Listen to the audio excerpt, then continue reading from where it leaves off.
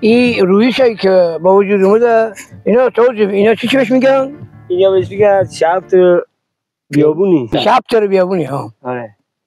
و اونای دیگه نمام چرموکه. چرموکه. نمام که این نخودوکه. چی؟ نخودوکه. نخودوکه. نام کل بوده. علم کل بوده. تو بیا بوده نه به قدیش بوده ایسا. گفتم اونم نه تو این 10,000 سال اخیر میخوایم حساب کنیم. خب سیلاب‌های شدید داشتن. اینها آخر مسیری بودن که سیلاب‌ها میومدن و رودخانه میوردن. گذشته از اینه که اینا قبل از اون هم اینجا دریایی بوده. وسط ایران کل منطقه دریایی بوده که تتیس میگفتن. واسطه حرکات زمین شناسی و اینکه فولاد ایران اومده بالا، این دریا رابطش با خلیج فارس و این قسمت قطع میشه. به مرور باعث میشه که این آب دریا تبخیر بشه، نمکاش بمونه. الان مثلا توی سمنان قاره نمکی که می‌بینی، خود دریاچه نمک، بالای نصرآباد، همین سفیدچر خودمون، اینا گنبدهای نمکی هستن. اینا باقی مانده نمک‌های کف دریای اون زمان هستن. اطرافش هم که مثلا شما میگید گوشفیل اینا پیدا می‌کردین، اینا بابت همون فسیلای مربوط به موجودات دریایی هستن که در اون دوره زمین شناسی بودن. بعد از اون که گذشته این دریا خشک شده، خب دوره بارندگی بوده، سیلاب‌ها شکل گرفتن، منشه بیشترش کوه کرکس بوده، اینا میومدن اینجا میبودن. حالا من یه نکته دیگه هم حالا بخوام بگم، ما چند تا رشته کوه داریم تو ایران.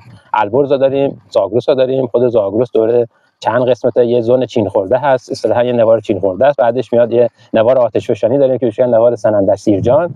بعد از اون که میایم بالا یه رشته کوه کوچیکی هم داریم به اسم رشته کوه کرکس. و تمام تمدن هم کنار آب شکل گرفته دیگه.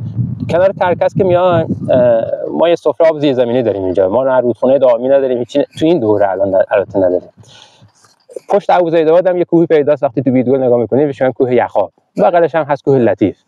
اینا تو دوره‌های مختلف زمین شناسی این کوه لطیف، اون صفحه زمینی که هست اومده فشار آورده به این، از این طرف کرکس اومده بالا، این شیب خورده، این شده کوه لطیف، این شده کوه کرکس، وسطش چال شفتیده. این چاره رو بهش میگن درازگودال. این درازگودال از کجاست؟ این درازگودال تقریبا از بادرود و ماهآباد اردستان این طرف که میاد طرف بادرود شروع میشه، میاد طرف کاشان پهن میشه، طرف کاشان و مثلا ابوزیدآباد و طرف کاشان دوباره یه مقدار باریک میشه طرف تا میرسه به نصرآباد و تا نزدیکی‌های مثلا بعد از نصرآباد هم ادامه داره. مثلا آره تقریبا تا اونجا این سفره آب زیرزمینه. تمام ما مردمی که توی این منطقه حاشیه کرکس هستیم سر همین سفره این درازگودالی. این درازگودال بعدش سیلاب‌ها که اومدن، سنگ‌های درشت، شن و ماسه، نه خاک قرص، اینا رو به مرور پر کرده. باعث شده که یه آبخوان شکل بگیره. این آبخوان به مرور سیلاب‌ها داخلش موندن و سفره آب زیرزمینی شکل گرفته. همه اینا طی سال‌های متمادی دوران زمین‌شناسیه. ما همون سر یه سفره آب. اینجا دیگه ما هندو نمی‌کنیم، خربز نمی‌کنیم. الانم چند سالیه که چای ترش هم می‌کنیم، الحمدلله خیلی خوب شده و راضی هم هستیم. جدی چای ترش کی می‌کاری؟ چای ترش دیگه الان باید بکنیم دیگه. و فصل برداشتش کی هست؟ فصل برداشتش برج 8. تقریبا ارتفاعی که ما توی آروم بیدگل مثلا داریم از سطح دریا هولوش 900 متر متوسط، 840 هست تا مثلا 910 متر 900 متر سطح دریاست. تقریبا اونجا 50 متر بستگی به دوره‌های مختلف. قدیما مثلا 30 متر می‌کندن به آب می‌رسیدن چای آب کشاورزی، حالا تا الان میرسه که مثلا 60 70 متر بعد بکنه آب برسه. ما الان سنبک هستیم، ارتفاع سنبک از سطح دریا 950 متر. یعنی ما 50 متر از آروم بیدگل بلندتریم. خب اینجا الان می‌بینید که ما تقریبا 1 متر آب هستیم، نشستیم اینجا که نشستیم 1 متر آبه. ولی توی شهر گفتم 50 60 متر شما تازه باید بکنید. یعنی اینجا اختلاف سطح آبی که تو سنبک هست تا اختلاف آبی که تو اون سفره آب زیرزمینی که داستانشون گفتم براتون هولوش 100 متر میشه. از قدیم هم گفتن آب سر بالا نمیره. آب هم که سر بالا نمیره. اون داستان تاریخی بود که مثلا گفتم توی دوره‌های زمین شناسی اینجا بوده آخر حوزه آبریز. وقتی که سیل میاد دونه درشتا و سنگای درشت توش بالا دست میذاره، ماسه‌های رودخونه‌ایش وسط راه میذاره. بعدن توی مسیر مثلا رودخونه گاهن ماسه هست که الان اینجا معدن شنی که مسیر سنبک هست. آخرش که دیگه میرسه خاک رسشو میذاره. الان بیشتر آروم بیدگل شما وقتی که چاه میکنی زیرش رسه. قدیم کوره میکندن، خلوته درست میکردن و خیلی هم خنک بود. اینا خاک رس، این خاک رس از اون جا اومده. خب این زیر سفته. لایه رست هم حضورپذیره. به واسطه حرکت‌های دوره زمین‌شناسی و زلزله بخشی از این بستر زمین میاد بالا. ما چند تا گسل اصلی داریم نزدیک شهرمون. یکیش گسل فینه که کاشان هست، اون زلزله عظیمی که زمان سلیمان صباحی شکل میگیره توی کاشان، حالا اون ناشی از گسل فین بوده. نزدیکترین گسل دیگه به اینجا گسل مرنجابه که ناحیه دماغ پونک اون طرفا میشه. گسل‌های ریز دیگه هم هستن که یکیش همون قبل از دوره یه تپه خیلی بلند هست، ارتفاعش 1000 متر از سطح دریاست، بالای اونجایی که اصلا چهارنفس است. حالا اون چهارنفس این هم یک گسل ریزه. اینا در یه دوره زیر همون ماسه‌بادی‌ها گسل داری؟ یک گسل ریزه، یعنی اینا گسل فرعی هست، حرکاتش هم خیلی زیاد نیست، ولی خب در دوره‌هایی که زمین پر زلزله بوده، آتش فشان فعال بودن، این منطقه باعث شده که بیاد بالا. این کف سنبه کلا اومده بالا، حرکت آبی که دیگه اینجا هست از اونجا جدا شده.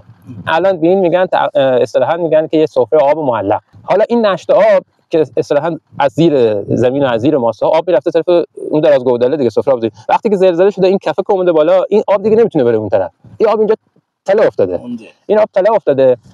البته در همه جا، هر جا که ریگ هست زیرش نم هست، ولی اینکه این نم برسه به یه جایی که یه آب درست حسابی شکل بده، باید اون یه سری خواصی داشته باشه. کالای سنبک همین خواص داره. همین دیدم من ریشش نمیاد. این جایاتیه. 4 روز ما خوش کنه تیم میشه که پایی دوباره برسی. مجبورا خب قدیما وقتی که میومدن میدیدن یه جا درخت بیشتری رشد کرده، یه جا مثلا گیاه بیشتری هست، میفهمیدن که اونجا آبم هست. به طبعش خب میومدن اونجا یا ساکن میشدن یا مثلا کشاورزی میکردن.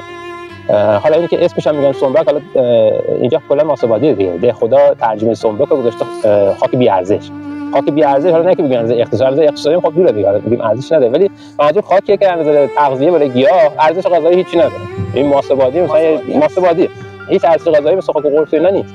برای همین خاطر هم که شما هر یک چالی که می‌زنی یه چالکوت بهش می‌زنی. اصطلاحاً هر هندونه‌ای که می‌خوای بزنی یک چالکوت مخصوص خودش داره که مواد مغذی رو داشته باشه، وگرنه مثلا جای دیگه اینقدر یه چالکوت قوی نمیذارن. معمولا این چالکوتی که ما می‌زنیم بچهای رشته کشاورزی بگی اینو می‌زنن واسه درخت، ولی ما اینجا می‌زنیم واسه چون خاکش هیچ خاصیت غذایی خاصی نداره. املاح داره ولی مواد عالی بابت اینی که تغذیه بشه.